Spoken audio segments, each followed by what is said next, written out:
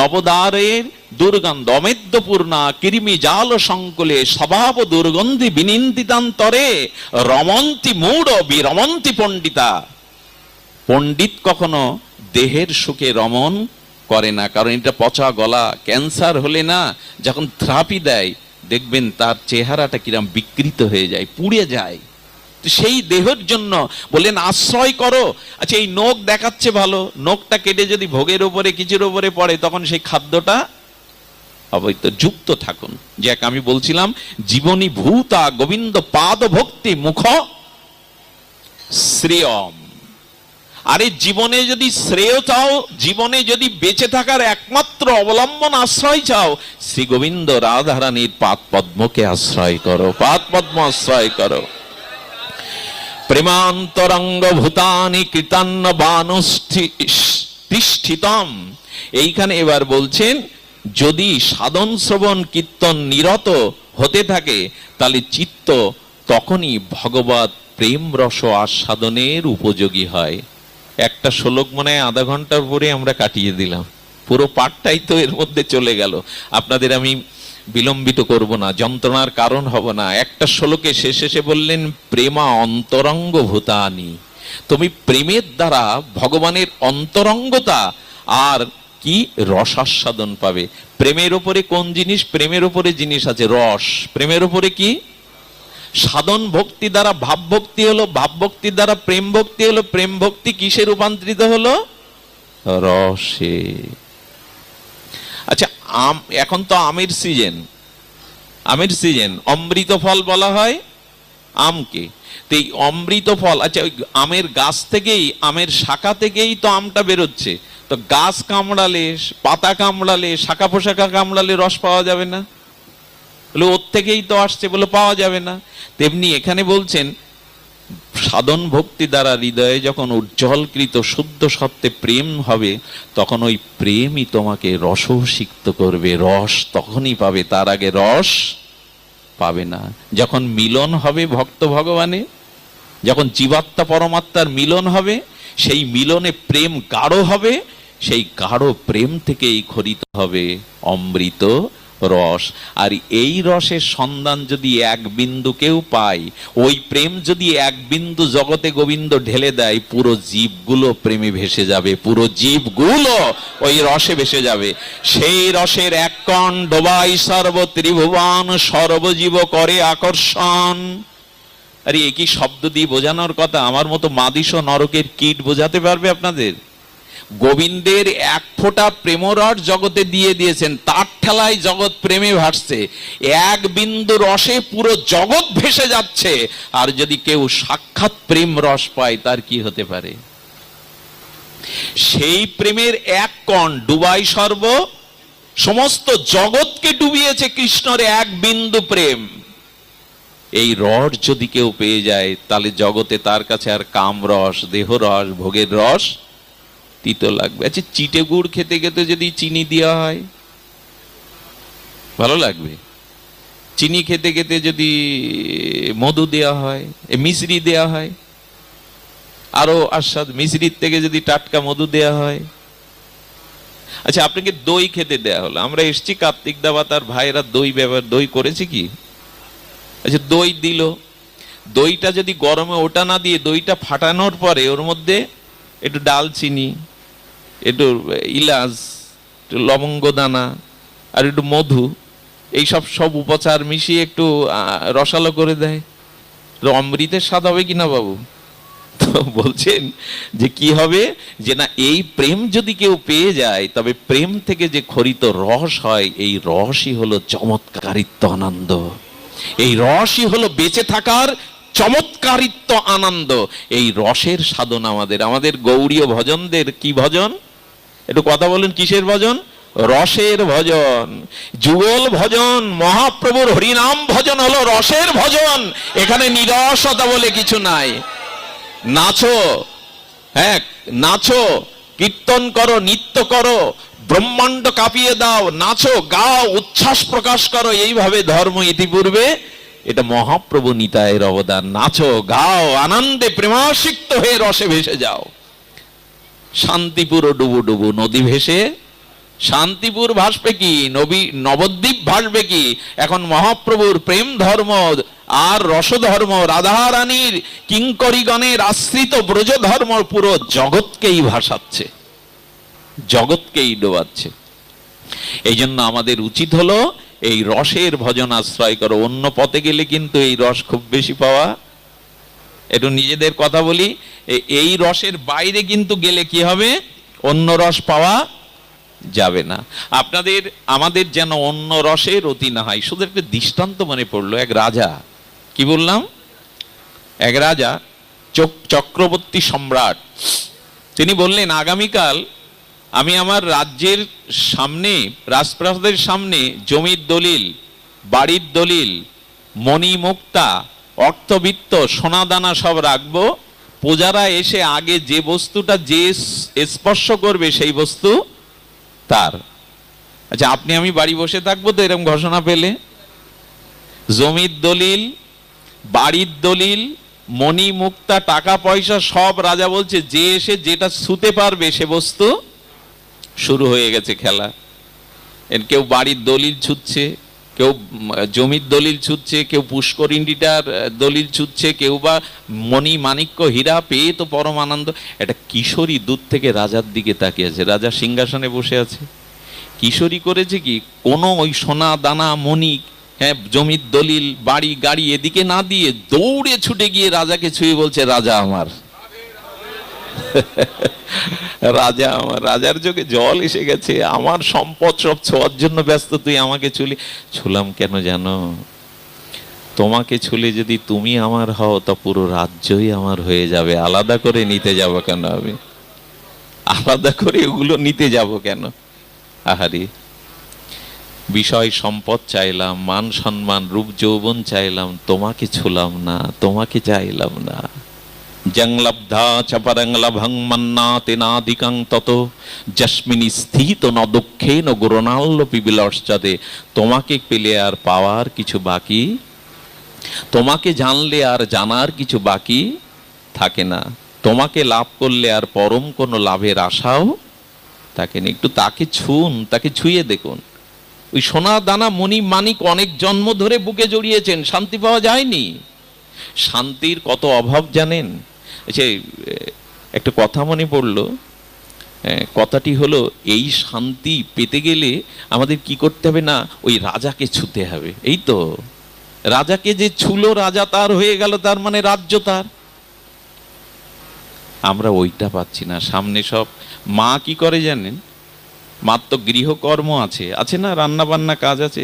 ছেলে কাঁদছে, মার কোল থেকে নামবে না। মা করলো কি, মিষ্টি মিঠাই খেলনা পুতুল সব সামনে সাজিয়ে দিয়ে বসিয়ে দিল। কেন দিল? ওগুলো পেলে যাতে আমাকে কিছুক্ষণের জন্য ভুলে যায়। কিছু সন্তান আছে ওগুলো পেয়ে বেশ মেতে ওঠে, মিষ্টি পেলো, রসমন্দি পেলো, খেলনা পেলো, রঙিন কিছু পেলো, ঝুমঝুমি পেলো, ওই পেলে মা মনে মনে বললো হ্যাঁ এইবার আমি আমার কাজে নিশ্চিত। কিন্তু কিছু ছেলে আছে পা দিয়ে ছুঁড়ে ফেলে দিয়ে সেই কান্না, মা মা মা, ভাতের হাড়ি লাভিয়ে এসে সে কোলে নিতে বাধ্য হয়। গোবিন্দ আসলে রাজার মতো সামনে সাজিয়ে দেখেন, বিত্ত বৈভব, রূপ যৌবন, যশ খ্যাতি। তোমরা ওগুলো চাও না, আমাকে ছুতে চাও, আমাকে চাও। আমরা ভুল করে সারা জীবন ওইগুলোই চাই। আসলকে ওরা চাহিতে জানে না দয়াময়, ওরা চাহে ধনজন আয়ু আরোগ্য বিজয়। বাংলার কবি লিখে গেছেন, এই লাইনটা আমার বড় হৃদয়ে স্পর্শ করে। ওরা চাহিতে জানে না দয়াময়, ওরা চাহে ধন জন আয়ু আরোগ্য, তোমাকে চাই না। হ্যাঁ, যে আমার সর্বস্ব সারাদিন তার দিকে চাইলাম না, চাইলাম যারা আমার প্রকৃত কেউ না, সেই স্ত্রী পুত্র বন্ধু তাদের দিকে, বাড়ি গাড়ির দিকে তাকালাম। যে আমার হৃদয়ে বসে আছে তার দিকে একবারও, আমার হিয়ার মাঝে লুকিয়েছিলে দেখতে তোমায় পাইনি। আমি বাহির পানে চোখ মেলেছি, হৃদয় পানে। আহা, কবিগুরুর কি আক্ষেপ! তুমি আমার হৃদয়েই ছিলে কিন্তু তোমার দিকে আমার দৃষ্টি যায়নি। আমি যাদের দিকে চাইলাম তারা আমার প্রকৃত শেষের দিনের সাথী নয়। আচ্ছা, এই ধন অর্থবিত্ত পুত্র কন্যা জমালেন, সুখ ভোগ করলেন, মরণ আসবে কিনা? রামেরও মৃত্যু, রামেরও অপ্রকাট আছে, রাবণেরও আছে। তাই না? জরাসন্ধেরও মৃত্যু আছে, আবার কৃষ্ণ অপ্রকটায়। সাধুরও মৃত্যু আছে, অসাধুরও। মরতে হবে তো সবাইকে, হবে কিনা? তবে যারা ভগবান আশ্রয় করে মরবে তারা সিংহাসনে যাবে, আর যারা ভগবান আশ্রয় করে না মরবে তাদের দড়ি দিয়ে, শিকল দিয়ে, আচ্ছা একজনকে সিংহাসনে করে নিয়ে যাওয়া হচ্ছে কাঁধে করে, আর একজনের দড়ি দিয়ে আষ্টে বিষ্টে, কোনটা চাইবো? বলে এই সম্মানের সহিত যদি ভগবানের রাজ্যে ফিরে যেতে চাও তো ভগবানের ভক্তির আসনে বসো, ভক্তিতে বসো, তোমাকে সম্মানে নিয়ে যাবে। আর ভজন না করলে তোমাকে জমেরা দড়ি বেঁধে। আচ্ছা মৃত্যু যদি আসে আমার কাছে, এখনই আসে, আপনার কাছে যদি আসে কাল, মৃত্যু প্রথমে এসে বললেন দাও আমাকে কিছু দাও, সারা জীবন যা তুমি কিছু জোগাড় করেছো আমাকে, খুব মন দিয়ে শুনবেন, কথাটা খুব মার্মিক কথা। মৃত্যুকে কি দেবেন? বাড়ি, গাড়ি, সম্পত্তি, ঘুষ, সোনাদানা? কবিগুরু একটা প্রশ্ন তুলেছেন রবীন্দ্রনাথ, যেদিন মরণ আসবে তব দুয়ারে। আহা, রবীন্দ্রনাথকে ভুলেই আজকের প্রজন্মরা বিপদগামী হচ্ছে। কবিগুরুকে যদি, রবীন্দ্রনাথকে যদি পড়তো না, আমাদের ছেলে মেয়েদের এই অবস্থা হতো না। কবিগুরু বলছেন মরণ যেদিন আসবে তবে দুয়ারে, কি দেবে গো ওহারে? কি দেবে তুমি? টাকা, বাড়ি, গাড়ি, রূপ, সম্পত্তি, যৌবন, পদমর্যাদা? মরণ বলবে ওগুলো আমি নেব না, নিতেও আসিনি। আমি যা নিতে এসেছি তা যদি দিতে পারো তাহলে তোমাকে ছেড়ে দিয়ে আমি চলে যাব, তোমার জন্য নিতে আসবে স্বয়ং ভগবান। তুমি পারমাত্মিক সাধন ভজন ভক্তি সম্পদ তোমার আছে? তুমি কৃষ্ণ ভজেছ, সাধুসঙ্গ করেছ, ভাগবত ধর্ম আশ্রয় করে পরকালের পারমাত্মিক সম্পদ তোমার আছে? ওইটা যদি দেখাতে পারো, আমার হাতে দিতে পারো, আমি তোমাকে প্রণাম করে চলে যাব, ভগবান তোমায় নিতে আসবে। আমরা পারবো তো দিতে বাবা? মরণ যদি এই মুহূর্তে আমার কাছে এসে চাই, কি দেবে আমারে? ভজন তো করিনি, সাধন তো নাই, ভজন ভক্তি তো নাই, ভজন প্রেম সম্পদ তো আমার নাই, কি দেব? বাড়ি গাড়ি তো সে জম নেবে না। শেষের দিনে তাকে যদি দিতে হয় একটু ভক্তি তুলে দিন, একটু ভজন তুলে দিন, ওইটা দিলে জম আপনাকে ছেড়েই চলে যাবে, ভগবান নিতে আসবে হাত বাড়িয়ে, আয় ঘরের ছেলে ঘরে আয়। সেই সম্পদটাই সঞ্চয় করে নিয়ে আমার মতো যারা মাদিস সারাটা জীবন স্ত্রী পুত্র জীবন যৌবন ভোগ বিলাসে কাটালাম, যা আমার শেষের দিনে মৃত্যুর হাতে দিতে পারবো না, মৃত্যুর হাতে দেওয়ার জন্য সেদিন একমাত্র এই প্রেম ভক্তি সম্পদ। এই জন্য হরিদাস বলেছিল, হরিদাস ঠাকুর এই সম্পদটা সারা জীবন অর্জন করেছে, হরিনাম, ভগবত প্রেম, সাধন ভক্তি। এই জন্য মহাপ্রভুকে বলতে পেরেছিলেন উনি, হ্যাঁ কি বলেছিলেন? বলেছিলেন তোমার কমল বদনে আমার নয়ন ভৃঙ্গ যেন চেয়ে থাকে, হ্যাঁ হৃদয়ে ধরিব তোমার ওরঙ্গা চরণ, নয়নে হেরিব তোমার ও চান্দ্র বদন, বদনে উচ্চারিব শ্রীকৃষ্ণ চৈতন্য নাম, এমনি করে ছাড়িব মোর পরাণ। আমি শেষের দিনে কিভাবে নিঃশ্বাস ত্যাগ করতে চাই, কিভাবে আশ্রয় নিতে চাই, না আমার এই নয়ন ভৃঙ্গ দিয়ে তোমার বদন কমলটা যেন দেখতে পারি, আর তোমার রাঙা চরণ দুখানা যেন আমি বুকে ধারণ করতে পারি, আর বদনে যেন শ্রীকৃষ্ণ চৈতন্য উচ্চারণ করতে করতে যেতে পারি। এটা শুধু কল্পনায় বললে হবে না, সারাটা জীবন নিত্য নিরন্তর ভগবানের সাধন ভজনে রত থাকলেই কেবল এই সৌভাগ্য আসতে পারে। মৃত্যুর সময় মাইক বাজিয়েও কানে হরিনাম প্রবেশ করানো যাবে না যদি সাধুগুরুর চরণাশ্রয়ে ভগবত আশ্রয়ে হরিভজন না করি। দিন গেল মিছে কাজে, রাত্রি গেল নিদ্রে, আর কবে ভজবো? ভজবো বলে এসে আর কবে ভজবো? অকৃতজ্ঞের কোনো ক্ষমা নেই জানেন। পৃথিবীতে সব থেকে বড় অপরাধ হলো অকৃতজ্ঞতা, বিশ্বাসঘাতকতা। আমি তাই করছি। মাতৃগর্ভে কথা দিয়েছিলাম প্রভু, আমি যত গিয়ে হাত দিয়ে তোমার ভজন করব, সাধুগুরুর ভজন করব, চোখ দিয়ে ভক্তকে বিগ্রহকে দেখব, পা দিয়ে হেঁটে ভাগবত আসরে যাব, জিহ্বা দিয়ে তোমার নাম সংকীর্তন করব, আমি তুলসীকে স্পর্শ করব, ভক্তকে স্পর্শ করব, কানে দিয়ে তোমার কথা শুনবো, জিহ্বায় হরি নাম করব, এই প্রতিজ্ঞা করে এসেছিলাম। আজ সেই প্রতিজ্ঞা ভুলে গিয়ে সংসার আসক্তি ভোগে আমি বিশ্বাসঘাতকতা করছি। বিশ্বাসঘাতকের কোনো ক্ষমা হয় না। আমি বিশ্বাসঘাতকতা করছি। তোমাকে কথা দিয়েছিলাম ভজন করব, এই দেহটা তুমি দিয়েছো তোমার ভজনের জন্য, কিন্তু না, বিশ্বাসঘাতকতার ক্ষমা নেই, আমারও ক্ষমা হবে না। এই জন্য ভগবানের সাথে বিশ্বাসঘাতকতা উচিত নয়। এই জন্ম পেয়েছেন আর পাবেন এমন নয়। মনুষ্য দুর্লভতর, দেব দুর্লভ, সুর বাঞ্ছিত জনম চাইলেই পাওয়া যায় না, চাইলেই মনুষ্য জন্ম পাওয়া যায় না। রক্ষা করুন। দেখুন, এক সাধু দ্বীপ্রহরে ওঠেন, ভজন কুটির থেকে কটায় ওঠেন? রাত্র দ্বীপ্রহর 12টায়। উঠে কি করেন? নদীর ধারে যান। নদীর ধারে গিয়ে ভোর 5টা পর্যন্ত ওখানে ভজন সাধন করে কুটিতে আসেন। এই তার 10 বছরের অভ্যাস। কিন্তু উনি যে পথ দিয়ে কুটির থেকে নদীর তীরে যান, ওই পথে যেতে যেতে একটা বড় লোকের সুরম্য অট্টালিকা বাড়ির একজন পাহারাদার প্রতিদিন দেখছে 10 বছর ধরে উনি রাত 12টায় যান, 5টায় ফেরেন। লুকিয়ে দেখলেন নদীর ধারে বসে বসে উনি ভগবানকে স্মরণ করেন। একদিন বলছেন, গোসাই, একটা প্রশ্ন ছিল, আপনি কে? এইভাবেই 10 বছর ধরে রাত 12টায় আপনি নদীর কূলে যান, আবার ফিরে আসেন, কে? আপনার পরিচয় কি? সাধু একগাল হেসে বলছেন, আগে তোমার পরিচয় বলো। আমার পরিচয় তো আপনি দেখেছেন যেতে যেতে, আমি পাহারাদার। এই বড় লোকের বাড়ির যাতে চুরি ডাকাতি না হয়, ধন সম্পত্তি বিনষ্ট না হয়, তাই আমি এই বাড়ির পাহারাদার। খুব মন দিয়ে শুনুন, একটা অপূর্ব শিক্ষা সিদ্ধান্ত লুকিয়ে আছে এর মধ্যে। বললেন, এবার আপনার পরিচয় বলুন। বলো, আমিও তোমার মতো পাহারাদার। আমার পরিচয় হলো আমি পাহারাদার। বললেন, কেন ঠাট্টা করছেন সাধু?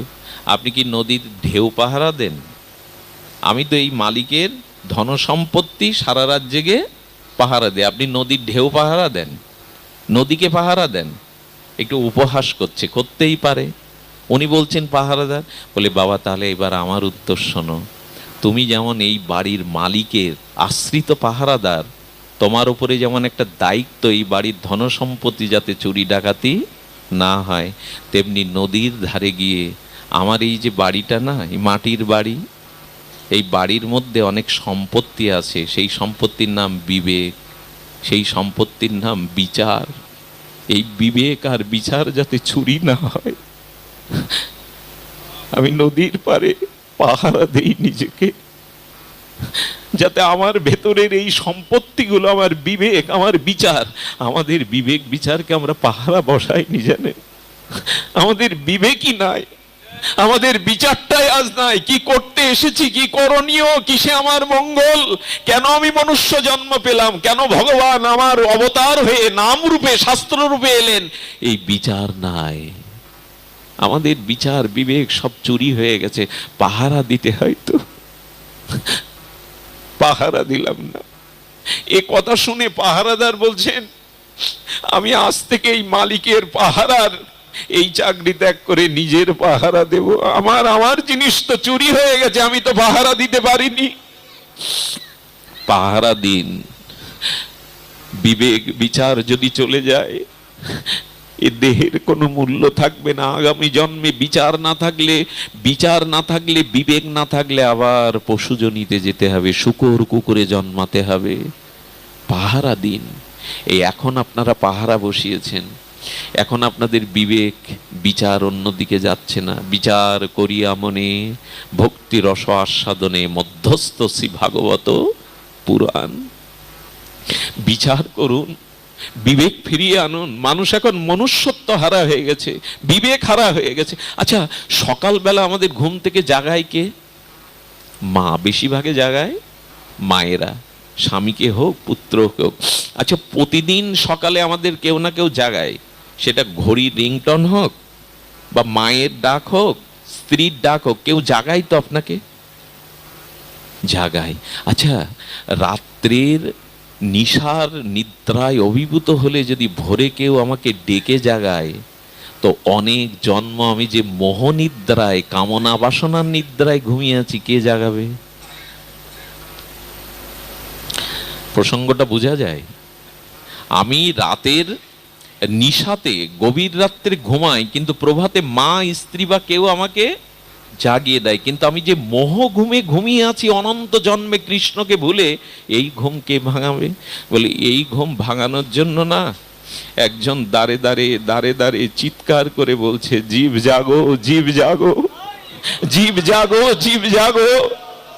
আজ নিতাই চাঁদ মহাপ্রভু জীবের দ্বারে দ্বারে গিয়ে বলছেন, জীব জাগো, জীব জাগো বলে গোরা চাঁদও ডাকে। হাত বাড়িয়ে নিতাই গৌর ডাকছে।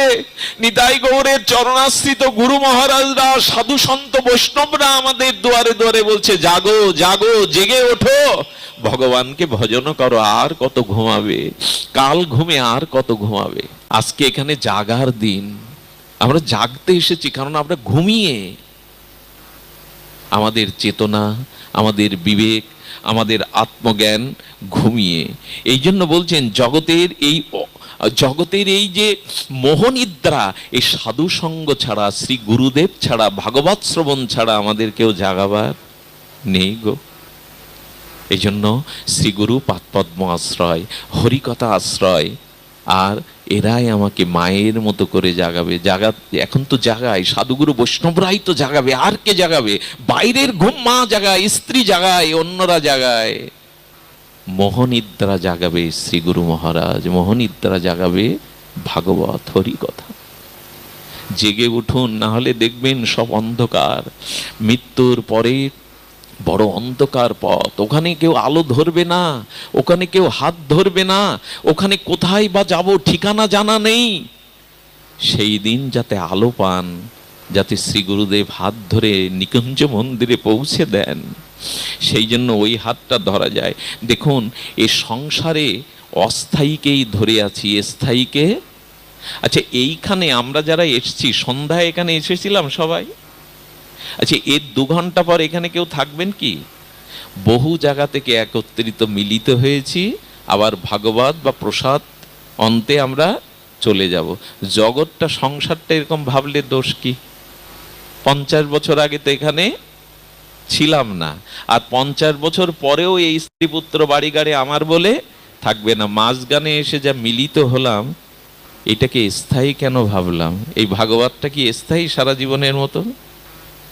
এইখান যদি অস্থায়ী হই, তাহলে তুমি স্ত্রী পুত্র ঘর বেঁধে যেটা আছো, সংসারটা হলো ক্ষণস্থায়ী, অস্থায়ী। আচ্ছা, খুব উন্নত ট্রেন স্টেশনে, সে কলকাতা চিতপুর বলেন, ওইখানে শ্রোতাদের বসার জন্য, যাত্রীদের বসার জন্য চেয়ার আছে না? উপরে ফ্যানের ব্যবস্থা আছে না? ভালো জলের ব্যবস্থা আছে না? ট্রেনের টিকিট কেটে সিটের নাম্বার আসে না? আচ্ছা, আপনি যে জায়গাটায় বিশ্রাম ঘরে বিশ্রাম নিলেন, যে চেয়ারে বসে, যে ফ্যানের বাতাস খেলেন, জল খেলেন, আপনি কি ট্রেন আসলে বলেন এই জায়গা আমার, আমি উঠবো না? যেদিন মৃত্যুর ট্রেন এসে দাঁড়াবে আপনার জীবনরূপ স্টেশনে, সেদিন এই বাড়ি গাড়ি চেয়ারগুলো কি দাবি করবেন এটা আমার? আচ্ছা, আপনি সিটে উঠলেন, সিটে ওঠার পর আপনি চলেছেন, একটা গন্তব্য আছে তো। আচ্ছা, সেই গন্তব্য যাওয়ার আগে কি বলেন? যদি বাইরে কিছু কেনাকাটা করতে যান, কেউ ভুলক্রমে ওই সিটে বসে, এসে কি বলেন? সিটটা কি আমার?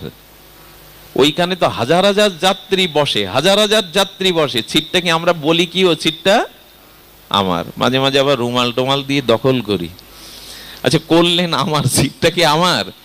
ঠিক আচার্যগণ বলছেন, এই বাড়ি গাড়ি যা পেয়েছো থাকার জায়গা, এটা তোমার নয়, কিছুদিনের জন্য এই জায়গাটা পেয়েছো তুমি, আমার বলেই তো দাবি করি। আচ্ছা, যদি জোর করে বসেন সিটে, যে পর্যন্ত আপনার রিজার্ভেশন কাটা, তার পরের স্টেশনে যার টিকিট ওই সিটে কাটা, শেষে কি বলবে? এই বেটা ওঠ, এই সিট তো আমার, এখনো বসেছিস কেন? এখান থেকে আপনি নামতে না চাইলেও জোম আপনাকে ঘাট ধরে নামিয়ে দেবে। এই সিট তোমার না, এই সংসার তোমার না, অনন্ত কোটি কোটি জীব আসছে যাচ্ছে, তুমি বিশ্রামশালায় বিশ্রাম নিচ্ছ, এই বোধ কবে হবে? আমার রামপ্রসাদের একটা গান খুব ভালো লাগে, এখন তো আর রামপ্রসাদী গান বাজে না। আমার চেতনা চৈতন্য করে দে মা, আহারে চৈতন্যময়, কি শব্দ বলুন তো, আমার চেতনা চৈতন্য করে দে মা চৈতন্যময়ী। এখন কালী পূজায় যা বাজে তা ভালোই বাজে, যাদের হার্টের রোগ আছে তারা মারা পড়বে। ওই যে কি বলে শঙ্কর ডিজে, ও যদি ভুটভাট করে বাজতে থাকে, হার্টের পেশেন্ট যারা, আর অসুস্থ বাচ্চাগুলোর যে কি কষ্ট হয়। আর আপনার অভিশাপ আসে ওগুলো বাজালে, কি জানে এই গাছগুলো রাত্রে ঘুমায়, ওদেরও প্রাণ আছে, অনুভূতি আছে, ওরা অভিশাপ দেয়। কালী পুজোতে দয়া করে এইসব বাজাবেন। পান্নালালের শ্যামাসঙ্গীত আজও হৃদয়টা ভরিয়ে দেয়। আমার চেতনা চৈতন্য করে দে মা শব্দগুলো কানে গেলেই কেমন ভেতরটা নির্মল হয়। আর কবে ফিরে আসবে সব? ঝাল লেগেছে আমার, ঝাল লেগেছে, ঝাল তো লাগবেই বাবা। ঝাল খাবে তো যে গালা ঝাল করবে না, জিভ জ্বালা, ঝাল লেগেছে বলে গাও আমার চেতনা চৈতন্য করে দে মা। আর এইসব নাই। এই দুরবস্থা এখন। বিবেক বিচার পাহারা দিয়ে নিতে হবে। কি বিবেক বিচার তো আমাদের একমাত্র নাই। আর কি বলেছেন যে না দেখুন, শাস্ত্র বলেছেন, ও প্রশ্ন আসছে, আচ্ছা আচ্ছা ঠিক আছে। শুধু ভক্তগণ, আমরা বেশি দূর না গিয়ে শুধু বলবো, আসুন বিবেক বিচারকে পাহারা দিয়ে আমরা ত্বরান্বিত হই। কোথায় ত্বরান্বিত হব? এই শ্লোকটি বলেই পাঠের বিশ্রাম। অপূর্ব একটা লীলা অপেক্ষা করছে আমাদের জন্য, ব্রজলীলা। ছিল গুরু মহারাজ আস্বাদন দিয়েছিলেন, আমরা একটু সেদিকে যাই। এখন শুনুন, রামানন্দ রায়কৃত একটি শ্লোক আমরা অন্তিমে বিশ্রামে বেছে নিয়েছি। কৃষ্ণ ভক্তি রস ভাবিতা। হ্যাঁ, দাদাদের আবার ভালো মুখস্থ, আমার তো ভালো জানা নেই। কৃষ্ণ ভক্তি রস ভাবিতা মতি। শুনছেন তো মায়েরা, বাবারা শুনছেন তো? কৃষ্ণ ভক্তি রস ভাবিতা মতি ক্রিয়াতাং যদি কুতোপি লভ্যতে। এই তো হচ্ছে তো। আচ্ছা, তত্র লৌলমপি মূল্য মে কলং। আরে বাবা, রামানন্দকৃত শ্লোকে রূপগোস্বামী ঝনকৃত হয়েছে এই শব্দাবলীগুলো। জন্মকোটি সুকৃত তেন লভ্যতে। তার মানে সুকৃতি থাকলেও কোটি জন্মেও তুমি ব্রজরস ব্রজপ্রেম, এটা দান ধ্যান পুণ্য কর্মের দ্বারা হবে না। কিসে হবে? বললেন তত্র লৌলমপি মূল্য মে কলাম। যদি লোভ জাগে, এই লোভের দ্বারা কিনে নাও রাধা মাধবকে, প্রেম ভক্তিকে কিনে নাও। আরে আরে লোভ তো নরকের দ্বার, তা লোভ দিয়ে ভগবানকে কি কিনবো? প্রেমকে। লোভ কিসের দ্বার? বলে যদি না, লোভ যদি সাধু সঙ্গ হরিকথায় হয়, লোভ যদি সাধু সঙ্গ হরিকথায় হয়, তাহলে এই লোভের দ্বারা রাধা মাধব পেয়ে যাবে, প্রেম ভক্তি পেয়ে যাবে। আচ্ছা, লোভ কেন বলল? লৌলমপি মূল্য মে কলং। কি শব্দ বলুন তো মা? বলছে লোভ দিয়ে কিনে নাও রাধা মাধবকে। লোভ দিয়ে কেনা যায়? বলে হ্যাঁ, কারণ লোভ কি জিনিস জানেন? লোভ কি জিনিস জানেন? লোভ কোনোদিন বেড়া, পাঁচিল, বাঁধন, শাসন, বারণ, এগুলো লোভ মানে? ছোটবেলায় মা নাড়ু করে থুয়েছে, বলেছে এগুলো ঠাকুর সেবায় লাগবে, যেন চুরি করে খাস না। মার আদেশ মানিছ আমরা? কৃষ্ণকে এত বলা হতো, গোপালকে ব্রজবাসীরা বলতো গোপাল। মা যশোদা বলছে, আচ্ছা আমার গোপাল যখন তোমাদের ঘরে চুরি করে, ওকে তো কিছু দিতে পারো। আচ্ছা, 2 ভাণ্ড দধি দিলে আমার তো নবলক্ষ ধেনু, আমি তোমাদের 10 ভাণ্ড দিয়ে দেব, তাতে তোমরা চোর চোর বলে নালিশ করতে এসো কেন? তো বললেন মা, তোমার গোপালের চুরি বিদ্যা 18 আনা, আমাদের বিদ্যা 16 আনা, কিন্তু চুরি বিদ্যা কত সাদাসাদি করি। মৃত্তিকার ভাণ্ডে নবনীত নই নিয়ে বলে আই গোপাল একটু খা। ও বলে কি, চুরি করা জিনিস যতটা ভালো লাগে, তোমাদের হাতের জিনিস অত ভালো লাগে না। আসলে ছোটবেলায় খেজুর গাছের ভাড়ের রস চুরি করে খেতে যতটা আনন্দ লাগতো, সরাসরি দিলে ওরকম আনন্দ লাগে না। মা রেখে দেওয়া নাড়ু ঘর থেকে চুরি করে শিশুর যে আনন্দ, ওটা সরাসরি দিলে। তার মানে লোভ যদি কারো ভেতরে জাগে, তখন সে বিধিবিধান মানে না। লোভ তাকে কোনো কিছুই উপেক্ষা না করে নিয়ে যায়। গোবিন্দ ভাগবত বলছেন কি, যদি রাধা মাধবের ভজনে লীলাতে লোভ জাগে, এই লোভ দিয়েই ভক্তি কিনে নাও, লোভ দিয়েই প্রেম কিনে নাও। হ্যাঁ, তত্র লৌলমপি মূল্য মে কলং, লোভই একমাত্র পারে। কেমন জানেন? আচ্ছা, ভালো একটা অট্টালিকা দেখলে, বাড়ি দেখলে মনে মনে লোভ হয় না? আমার যদি এমন হতো, কারো সুন্দর রূপ দেখলে আমার তো হয়, এখানে বসে এই যে এরা যখন বসে কি সুন্দর দেখতে, আমার মনে ওরকম একটু রূপ আমার হতো, হয় কিনা লোভ? যার যা নাই তারটা সামনে দেখলে লোভ জাগে, জাগে কিনা? এটা লোভময় পৃথিবীতে।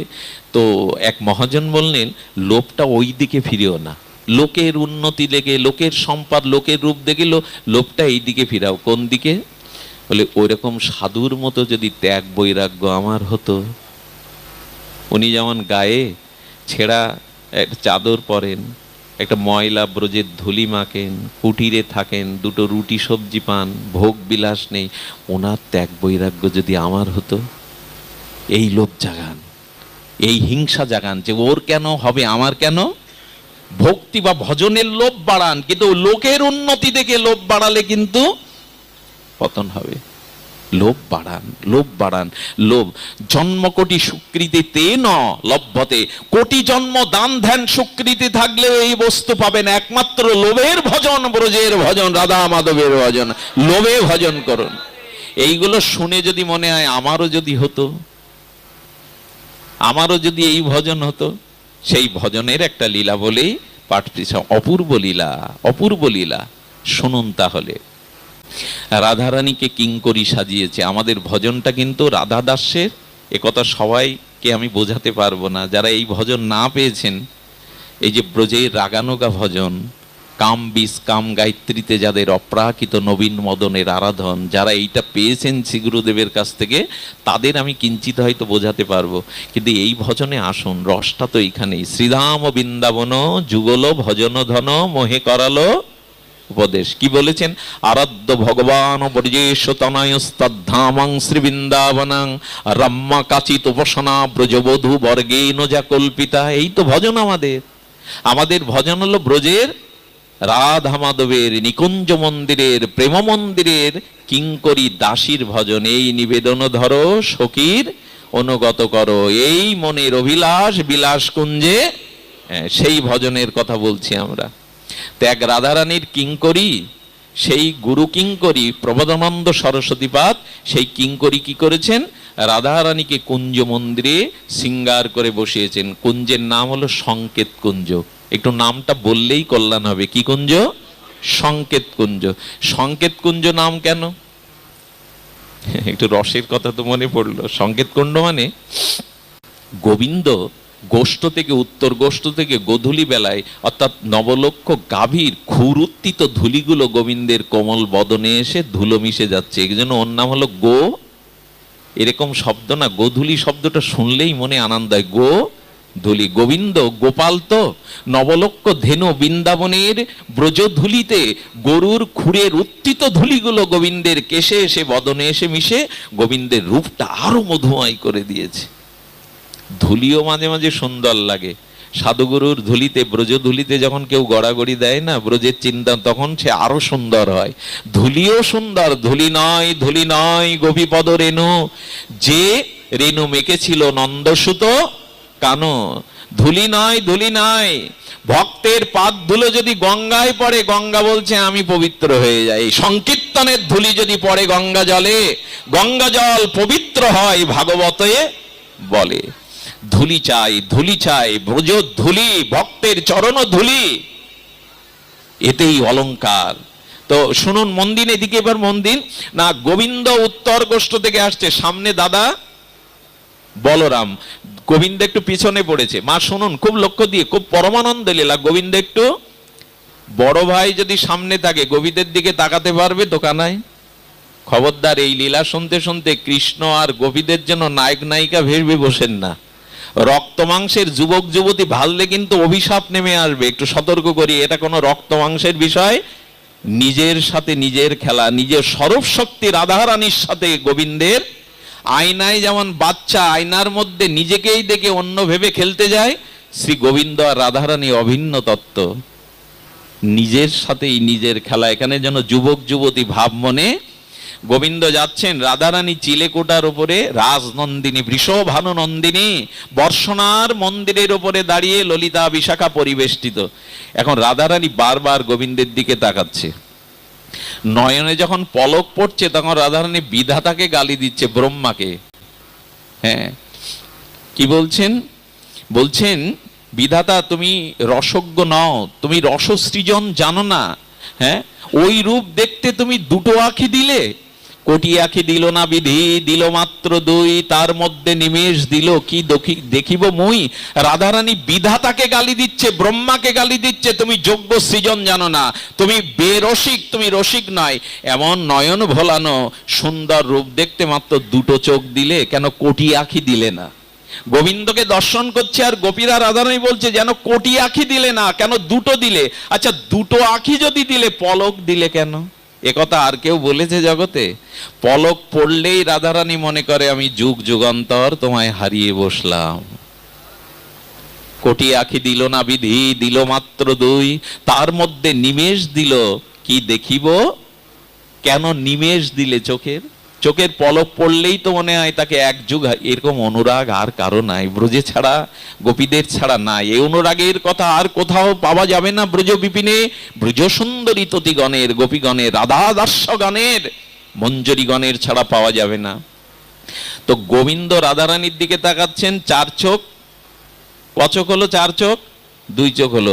আচ্ছা, গোবিন্দ কি করে জিজ্ঞাসা করবে আজ নিশীথে কোন কুঞ্জে যাব? সংকেত আছে জানেন, মুখে যদি কথা নাই সংকেত আছে। যেমন কেশ যদি রাধারানী ছই চুল স্পর্শ করে, গোবিন্দ বুঝে নেন আজ রাত্রে কেশর কুঞ্জে যেতে হবে। কি বাবা, এদের মধ্যে কি সংযোগ দেখুন। তেমন রাধারানী একটা সংকেত আছে, এই সংকেত দিলেই জানবে আজ রাত্রে নিশীথে মিলন হবে সংকেত কুঞ্জে। একেবারে সংকেত দেওয়া আছে, সংকেত তো আজও দেই আমরা। গোবিন্দ রাধারানীকে সংকেত দিচ্ছে কুলতলায় দাঁড়িয়ে। কি তলায়? বরুই তলায়। কুহু গোবিন্দ এই কুহু কুহু স্বরে রাধারানীকে সংকেত দিচ্ছেন। এই জন্য ওই জায়গাটার নাম হলো কোকিলা বন। জানেন, আমার ভাগ্য হয়েছিল, দাদাজি মাঝে ঘুরে আসলেন, আপনারাও গেছেন।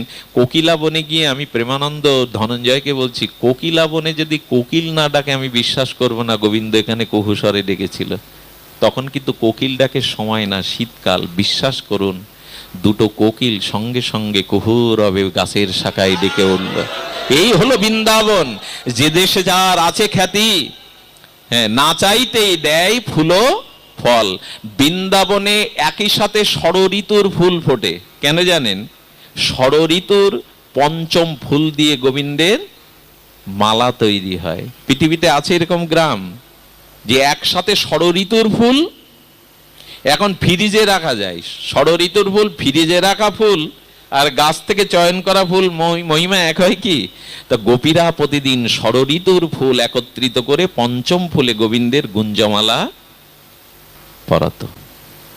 এটা অদ্ভুত ব্যাপার বৃন্দাবনের। যে কি করেছেন, সংকেত কুঞ্জে, রাধারানী কুঞ্জের মধ্যে বসেছেন। আর গোবিন্দেরও সংকেত দেওয়া আছে। গোবিন্দ কি করেছেন? গোবিন্দ খুব দ্রুত গতিতেই কুঞ্জের দিকে যাচ্ছিলেন। কি অদ্ভুত কথা শুনুন, একমাত্র গুরু মহাজারের মুখে শুনেছি এই অপ্রাকৃত তত্ত্ব কথা। কি বলছেন? বলেন, গোবিন্দ রাধারানীর মাদনাক্য মহাভাবে এতটা বিমোহিত হয়ে গেছেন যে গোবিন্দের চিরচেনা বৃন্দাবনের পথ হারিয়ে উনি সেই সংকেত কুঞ্জের পথ হারিয়ে ইতস্ত বিক্ষিপ্ত ভাবে খুঁজে পেচ্ছে কোথায় সংকেত কুঞ্জ, কোথায় রাধারানী। এইখানেই তো একটা প্রশ্ন আপনারা আমাকে করতে পারেন, স্বয়ং ভগবান তার পথ ভুল হয়? বৃন্দাবন কার মা? গোবিন্দেরই তো, রাধারানীরই তো। তা যার পথ, যার রাজ্য, তার কুঞ্জে যেতে ভুল হলো কেন? ইতস্ত বিক্ষিপ্ত ভাবে সেই পথ না পেয়ে গোবিন্দ ঘুরছে। মানুষ পথহারা হয়ে চলে পাগল হলে। আচ্ছা, গোবিন্দের তিন জায়গায় বেঁকে গেল কি করে? আর কোন ঠাকুর তো বাঁকা না। রাম বাঁকা নাকি? নারায়ণ বাঁকা নাকি? তা আমাদের বাঁকা ঠাকুর কেন? ত্রিভঙ্গ ঠাম কেন? আচ্ছা, আপনি 20 কেজি বইতে পারেন, আপনার মাথায় যদি 40 কেজি দেওয়া হয়, কোন জায়গায় বাঁকবে? প্রথমে ঘাড় বেঁকবে, মাজা আর পা বেঁকবে। আমার গোবিন্দ বেঁকে গেল কেন জানেন? রাধারানীর প্রেমটা মাথায় তুলে নিয়েছেন। সেই প্রেম এত ভারী যে গোবিন্দের 3 জায়গায় বেঁকে গেছে, প্রেমের ঠাকুরের 3 জায়গায় বেঁকে গেছে। রাধারানীর প্রেমটা গোবিন্দ বইতে পারছেন না। তো ওই মাদনাক্ষ মহাভাব প্রেমে গোবিন্দ আজ পথহারা হয়েছে। এখানে একটা অপূর্ব কথা বাবা এনেছেন, এটা সম্ভব না। ওই রাজ্যের রাধারানীর কিঙ্করি ছাড়া এই শব্দ উচ্চারণ করা সম্ভব না। বাবা বলছেন ভগবানের ভুল হয় কি করে? কি উত্তর দিল জানেন? বলেন আমরা ওটা মাথায় আনতে, ভগবানের পথ চিনতে ভুল হয়, চিরচেনা চিরপরিচিত পথ, এটা আমাদের মাথায় আসবে না। কিন্তু যারা ওই রাজ্যের তাদের উত্তর নিন, তারা কি বলেছে শুনুন। বললেন ভগবানের ভুল হয় না, স্বয়ং ভগবানের ভুল হয়। কি বললাম কথাটি? ভগবান আর স্বয়ং ভগবান এক নন। ভগবানের ভুল হয় না, কিন্তু স্বয়ং ভগবানের, ঈশ্বরের ভুল হয় না, কিন্তু পরমেশ্বরের ভুল হয়। পৃথিবীতে মোট দোষ হলো প্রায় 18টা, মূল দোষ হলো 18টা, তার মধ্যে 16টাই বৃন্দাবনে গোবিন্দের আছে। এ আবার কি ব্যাখ্যা শুরু করলে? গোবিন্দের 16 প্রকার দোষ। দোষের মধ্যে একটা চুরি, গোবিন্দ করেছিল কিনা ব্রজে চুরি। দোষের মধ্যে একটা হলো মিথ্যা, বলেছিল কিনা। হাতে লেগে আছে মাখন, মুখে লেগে আছে মাখন, মা আমি তো ননি খাইনি, এটা সত্য না মিথ্যা? এগুলো বললো কিনা? কথাটা এত মারবিক না, মনে হয় 10 বার উচ্চারণ করি। ভগবানের ভুল হয় না, স্বয়ং ভগবানের ভুল হয়। ঈশ্বরের ভুল হয় না, পরমেশ্বরের ভুল হয়। কেন জানেন? যিনি স্বয়ং ভগবান, যিনি পরমেশ্বর, তার ভুল না হলে তার এই দোষগুলো, আপাতত যাকে দোষ বলছে এগুলো দোষ না, গুণ, এইগুলি না থাকলে তার ভক্তবৎসল লীলা, ভক্তের উদ্বোধন, ভক্তকে আনন্দ, ভক্ত বাৎসল্য বা ভক্ত সংরক্ষণ, ভক্ত প্রীতি দিতে পারেন না যদি এই দোষগুলো স্বয়ং ভগবান বৃন্দাবনে না নিতেন। আচ্ছা, ননি চুরি না করলে, দধিভাণ্ড না ভাঙলে, মা যশোদা যদি গোপালকে দড়ি দিয়ে না বাঁধতেন উদুকলে, দামোদর ব্রত হতো, দামোদর লীলা হতো, গোবিন্দকে কেউ দামোদর নাম দিত? কথাটা একবার ভেবে দেখুন। গোবিন্দ মিথ্যা বলছে, চুরি করছে বলেই তো যশোদা তাকে উদুকলে বাঁধলো, আর বাঁধলো বলেই তো গোবিন্দের আর এক নাম হলো দামোদর। আর দামোদর ব্রত আমরা পেলাম, নিয়ম সেবা ব্রত কেন? মা বাঁধলো বলেই তো। বাঁধলো কেন? চুরি করলো বলে। তার মানে স্বয়ং ভগবান যদি এই দোষগুলো, যেগুলো দোষ নয় কিন্তু ভগবানের কাছে সব। আচ্ছা, একটা ক্ষীরের সাগরে যদি একটা বস্তু পড়ে, ওই ক্ষীর মেখে গেলে ওই বস্তুটার গায়ের ওপরে স্বাদ কি থাকবে? সে যদি নোনার পুতুল হয়, নোনতা জিনিস অমৃতের সাগরে ডুবে দিলে, চুবিয়ে দিলে কি হবে? তো গোবিন্দের কাছে দোষ পৌঁছায়, সূর্যে কখনো অন্ধকার পৌঁছায়? ওনাতে সব মঙ্গলময়, কিন্তু লীলার কারণে, ভক্তকে আনন্দ বদ্ধনের কারণে, ভক্ত বৎসলতার কারণে গোবিন্দ এইগুলো গুণগুলো, দোষগুলো গুণে রূপান্তরিত করে। আমি তো ননি খাইনি। মা যশোদা বললেন ননি খাসনি তো তোর হাতে মাখানো যে? বলে মা তুমি বড় বেশি দোষ দাও, আমার এত দোষ দেখো কেন মা? বলি দেখো মা, আমার হাতে এই হীরের আংটি, রূপার আংটি, সোনার আংটি পরিয়ে দিয়েছে, দেখো আমি রাজার নন্দ বাবার ছেলে তো। তা মা হীরার আংটি, মা তোমার জানা নেই। মা যশোদার জানা নেই। গোপাল বলছে ছোট 3 বছরের। বলেন মা এই হীরার আংটিগুলো, সোনার ধাতুর আংটিগুলো আমার হাত জ্বালা করছিল, এই ধাতুগুলো জ্বালা করে বেশিক্ষণ হাতে ধারণ করলে।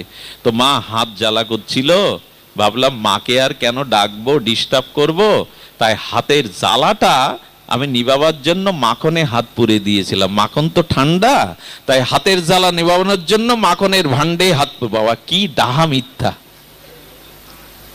এটা না হলে লীলা হয়?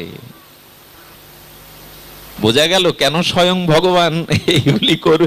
পথ কখনো গোবিন্দের হারা হয়? নিজের চেনা পথ, পরিচিত চিরপরিচিত পথ, লীলার জন্য, ভক্তের আনন্দ বদ্ধনের জন্য, ভক্ত বৎসলতার জন্য। তো কি করেছেন? হাত জ্বালা করছিল, তাই মা ননির মধ্যে আঙুল ঢুকিয়ে দিয়েছে। গোপাল খুব ভালো কথা, মা ভেতরে ভেতরে হাসছেন, কি বুদ্ধি রে, কি চাতুর্য, বাক চাতুরি, আমাকে কিভাবে ভোলাচ্ছে। আচ্ছা গোপাল তোর মুখে যে মাখন, এর উত্তর কি দিল জানেন? বলে তুমি তো জানো না, যার সাপে কাটে তার বিষ ধীরে ধীরে উপরে ওঠে, বিষ নিচে নামে না উপরে ওঠে। মা আমার হাতে এই যে হীরার আংটি পরিয়ে দিয়েছে, এর জ্বালা ধীরে ধীরে হাত হতে মুখ পর্যন্ত উঠে গেছিল। তাই আমি একটু ভাব নিতে গিয়েছিলাম, ওই যে অমৃতের ভাণ্ডে দধি ভাণ্ডে ভাব নিতে গিয়ে লেগে গেছে, খাইনি তো। এই না বললে লীলা হয় কি? আহারে, এগুলো দোষ না, এগুলো অমৃত, এগুলো দোষ না। দোষ হলে কেউ এই আসরে বসে এগুলো কীর্তন করতো আর আপনারা আনন্দ পেতেন? দোষ হলে চোরের কখনো খ্যাতি হয়? কিন্তু গোবিন্দ চোরের এত খ্যাতি জগতে যে তার খ্যাতিতে জগৎ ভেসে গেছে। গোবিন্দের ননিচোর, এই ননিচোরা শব্দটি সমস্ত জগৎ মাতিয়ে দিয়েছে। এটা দোষ নয়, এটা হলো গুণ, স্বয়ং ভগবানের। এই গুণ না থাকলে ব্রজলীলা, স্বয়ং ভগবান তো ব্রজ। আচ্ছা, গোবিন্দের এই মিথ্যা, এই ছল চাতুরি যেগুলো আপাতত আমরা বলছি, ছল চাতুরি নয় আনন্দ, এই লীলাগুলো না করে গোবিন্দের তো ও ভগবানের তো অন্যান্য লীলা আছে। বললো অন্যান্য লীলা থাকবে কি? ব্রজলীলা না থাকলে ভগবান এত মধুময় হতে পারত না। ব্রজলীলা না থাকলে এত আনন্দ জগতে হতো না। ব্রজলীলাই সর্ব আনন্দের উৎস। এই জন্য বৃন্দাবনই আমাদের মহাপ্রভু চিনিয়েছেন, যুগল ভজন চিনিয়েছেন। রাধারানী পদ ভোলা গোবিন্দ। আর তখন রাধারানীর কিঙ্করী বলছেন, দাসী বলছে, রাধা ভেবো না, আমি তোমার শ্যামসুন্দরকে পথ হারিয়েছে তো তোমার মহাভাবে, আমি ওকে হাত ধরে কুঞ্জে নিয়ে আসছি। গোবিন্দকে হাত ধরে আনলেন, এনে কুঞ্জ বসিয়ে তাম্বুল, তাম্বুল মানে পান, সেই পানে কি কি দিলেন? কর্পূর দিলেন, দিলেন লবঙ্গ দিয়ে না প্রথমে গোবিন্দের বদনে তুলে দিয়ে। আমাদের ভজনটা কিন্তু এই রাধারানীর পাশে দাঁড়িয়ে মঞ্জুরি স্বরূপে, রাধারানীর কিঙ্করী স্বরূপে পানটা সেজে দেবেন গোবিন্দকে। গোবিন্দ কি করলো জানেন? গোবিন্দ ওটা কিছুটা চিবিয়ে রাধারানীকে দিয়ে দিল। রাধারানী ওইটা চিবিয়ে কি করলো জানেন? পাশে যে দাঁড়িয়ে আছে বললেন, তুই তো শ্যামকে এনে মিলালি, তুই তো শ্যামসুন্দরের সাথে কুঞ্জ মিলালি, এই জন্য এই প্রসাদ অধরামৃত তোর জন্য। ওইটা পাওয়ার জন্য ভজন সাধন, রাধারানীর অধরামৃত পাওয়ার জন্য ভজন সাধন, রাধারানীর এই করুণা পাওয়ার জন্য ভজন সাধন।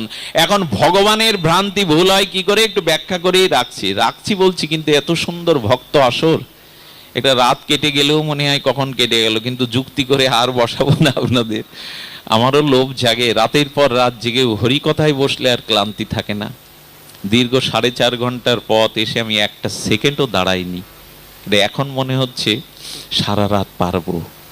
এই ভগবত লীলা শক্তিটা এমন একটা আনন্দদায়িনী আত্মশক্তি দান করে।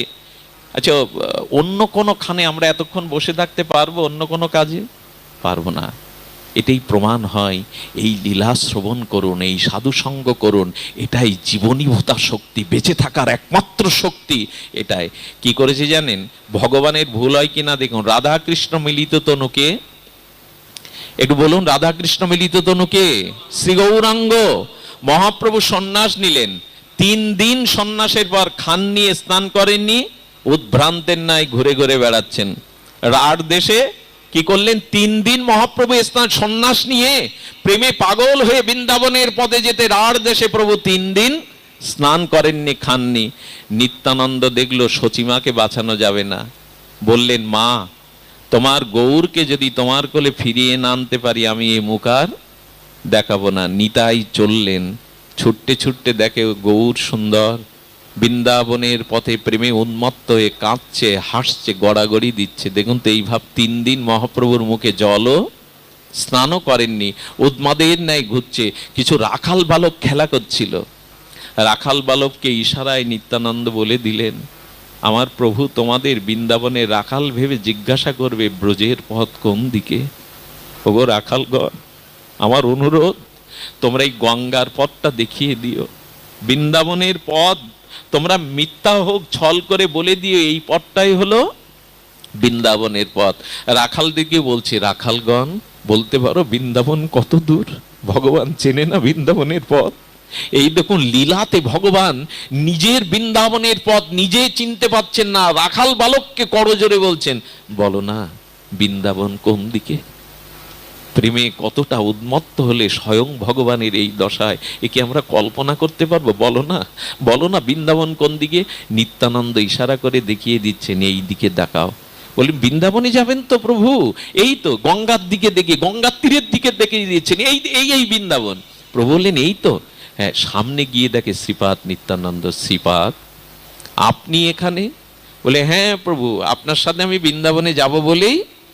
চলো চলো শ্রীপাদ, বৃন্দাবন আর কত দূর, ব্রজধাম আর কত দূর, বলো শ্রীপাদ, বলো শ্রীপাদ, বৃন্দাবন কত? বলো ওই তো যমুনা। নিত্যানন্দ গঙ্গাকে দেখিয়ে বলছে ওই তো যমুনা। যেই যমুনা বলেছে, প্রভুর প্রেম তরঙ্গ উচ্ছ্বলিত হয়ে উনি যমুনায় ঝাঁপ দিয়ে স্তব করছেন যমুনার। হে যমুনে, হে হে যমুনে, আমাকে কৃষ্ণ ভক্তি দাও। আচ্ছা এইবার বলুন তো, মহাপ্রভু রাধা কৃষ্ণ মিলিত তনু স্বয়ং ভগবান, আর গঙ্গার উৎপত্তি কোথা থেকে? কোথা থেকে? ভগবানের চরণ থেকে। তার নিজের চরণ থেকে যার উৎপত্তি, সেই গঙ্গা ভগবান চিনতে পারছেন না? যমুনা বলে স্তব করছেন, যমুনা বলে স্তুতি করছেন। তার মানে স্বয়ং ভগবানের লীলাতে, প্রেমের উন্মত্ততায়, ভক্ত আনন্দ বর্ধনের জন্য ভগবানেরও ভ্রান্তি। কাদের জন্য এই ভ্রান্তি? আমাদের জন্য, ভক্ত আনন্দ বর্ধনের জন্য, ভক্ত লীলা পরিপাটি করবার জন্য। শ্রীপাদ, শ্রীপাদ এই তো যমুনা, আমার জীবন ধন্য, আমি ব্রজের যমুনায় স্পর্শ করলাম। আচ্ছা যমুনাকে, আচ্ছা মহাপ্রভুকে বাদ দিন, সাধারণ লোকও কিন্তু গঙ্গা যমুনা বুঝতে পারবে। কি বললাম? সাধারণ লোক। কেন? কারণ গঙ্গার জল কি সাদা, আর যমুনার জল নীল বা কালো। কালো, তা কালো সাদা বোঝে না সাধারণ মানুষ। তো মহাপ্রভুর চরণ থেকে গঙ্গা, তাও চিনতে পারলো না। আচ্ছা গঙ্গার জল সাদা, যমুনার জল কালো, তাও চিনতে পারলো না। এই ভ্রান্তি কি ভগবানের হয়? ভক্তের জন্য গুরু মহারাজ যা আস্বাদন জগতে এমন করে আর অমৃত সাজিয়ে, জগতে অমৃত বর্ষণ এমন করে আর কাকে বা পাবো? গুরু মহারাজ বলে চলেছেন স্বয়ং ভগবানের ভ্রান্তি হলো কিনা। এদিকে নিত্যানন্দ প্রভু আগে থেকে বলে দিয়েছেন, অদ্বৈত তুমি নৌকা নিয়ে প্রস্তুত থেকো। মহাপ্রভু 3 দিন মুখে কোনো জল অন্ন দেয়নি। অদ্বৈতকে দেখে মহাপ্রভু চমকিত হয়ে বলছেন, অদ্বৈত আচার্য আপনি এখানে যমুনায়? বললেন আপনি যমুনায়? বললেন প্রভু আপনি গঙ্গায়। মহাপ্রভু তখন টনক নড়ে বলল, শ্রীপাদ তুমি আমাকে যমুনা ভেবে গঙ্গায় আনলে? বৃন্দাবন থেকে তুমি এই সুরধ্বনি গঙ্গাতে আনলে? অদ্বৈত প্রভু হাত জোর করে বললেন, প্রভু তুমি যেখানে সেখানেই গঙ্গা, সেখানেই যমুনা। তুমি যেখানে সেটা বৃন্দাবন, সেটা যমুনা, সেটাই গঙ্গা। প্রভু তোমা ছাড়া বৃন্দাবন, গঙ্গা, যমুনা। আর প্রভু তুমি ভুল বলনি, তুমি ভুল জায়গায় আসনি। প্রয়াগে যেখানে গঙ্গা যমুনা সরস্বতী মিলন ঘটেছে, ওই গঙ্গা যমুনা ওই দিন মিশে গেছে। তাই গঙ্গার মধ্যেও যমুনা আছে, যমুনার মধ্যেও গঙ্গা আছে। প্রভু ভুল বলনি। এর পরের লীলাটা অদ্বৈত প্রভু নিয়ে গেলেন। 7 দিন না 8 দিন প্রভু ছিলেন। সচিমাকে এনেছিলেন, সচিমা রন্ধন করে নিমাইকে খাইয়েছিলেন। যাওয়ার বেলায় কাঁদছে, মা তুমি যদি কাঁদো, আমি সন্ন্যাস নিয়েছিলাম উন্মাদ হয়ে। যদি প্রেম থাকে সংসারে, মুকুন্দ সেবা থাকে, তবে সন্ন্যাসে কাজ কি? সন্ন্যাস নিয়েছিলাম এই কারণে, কথাটা এত মূল্যবান। গুরু মহারাজ বলছেন সন্ন্যাস নিয়েছি এই কারণে। মহাপ্রভু সচিমাকে বললেন, আমার সমস্ত দেহ মন ইন্দ্রিয় যাতে ভগবত সেবা ছাড়া অন্য সেবায় না লাগে।